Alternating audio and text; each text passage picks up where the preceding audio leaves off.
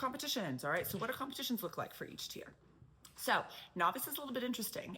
When they created this kind of rule, I was 100% for it, and I find it really works well with the little ones and the parents. So novice, those kids are allowed to compete one day at either one-day events or two-day events. If there are big two-day events that your gym might be going to that has like the elite teams or whatever, they're only allowed to compete on one of those days, okay? That's to kind of keep the cost down so that way you're not paying a registration fee for a two-day event. But it's also, again, for the kids, their experience, them becoming too exhausted, staying in hotels, staying overnight.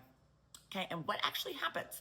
The team is scored, okay, and they are judged, but they are not put against each other. So if there are, 6 teams in Tiny Novice, you're not gonna see an award ceremony that announces 6th place to 1st place, okay? These guys are little. They're trying to go out there and, get over their stage fright, gain confidence.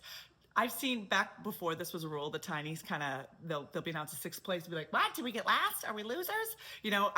So I found this method is actually awesome. They are scored in a way that they're announced whether they were superior, excellent, and those kind of give the coaches an idea of how well they performed, and they can set goals. Like we want a whole season of getting like superior, or we want a score each time so the kids feel excited, like they're accomplishing things without ever feeling defeated, like, oh my gosh, we lost.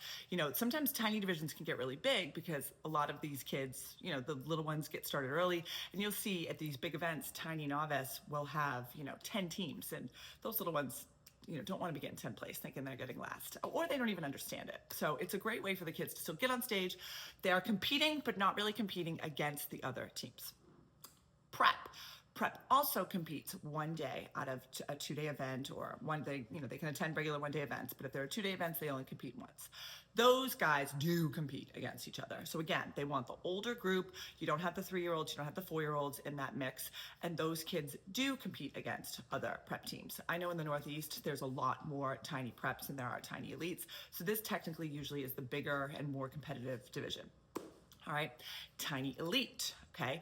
Tiny Elite competes 2 days, just like the other elite teams. So when you make that jump from Tiny Prep to Tiny Elite, you're really taking it up a notch, where these kids are now competing both days. They're competing against more advanced teams. I have seen Tiny Elites that are absolutely incredible, all right? So you're gonna be looking at teams that are really pushing for a whole lot of skills and to, really compete against other teams of that caliber. Now, you might be asking, why are there so many tiers for such a young age group? Like, why isn't there just one, just call it Tinies?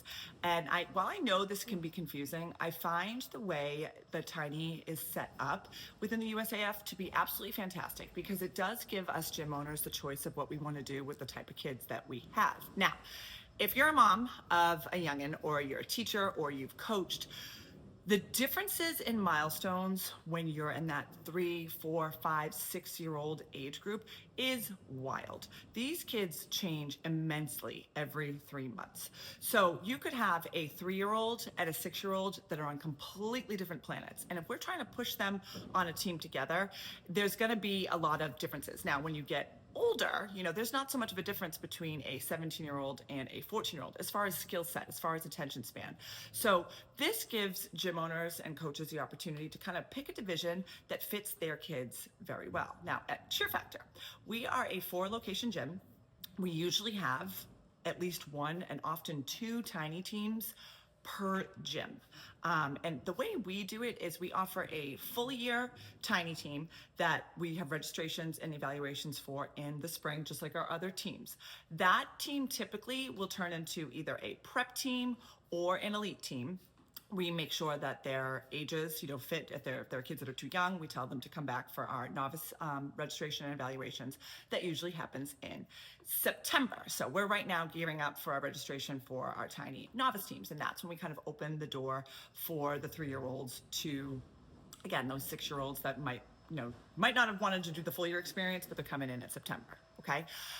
How we kind of do this and how we pick which teams might be prep or might be elite, we've actually flip-flopped over the course of the years. A lot of times, if you get a group of kids that are young and you have them for a year maybe as novice, and then the next year that same group kind of moves up and they become prep, and then a new novice team is developing at that gym. Maybe if they're going into their 3rd year, they're ready for elite. And that has happened to me over the past 5 years twice at both my different locations. So we'd start with a core group that was novice, then the next year they'd all come back for the full year and we'd decide let's go prep, and then the next year, because they're all returning because no one's really aged out yet, we go for the elite. And we've been lucky so far that none of them have been at the same, like we've been able to do different ones at the different locations. So right now we like have a tiny elite in Hanover and a tiny prep in Norton, but then we're also going to have tiny novices at all our other gyms as well, and that's why that novice has the bigger age group. And that's really typically how we decide. A lot of it is not actual skill.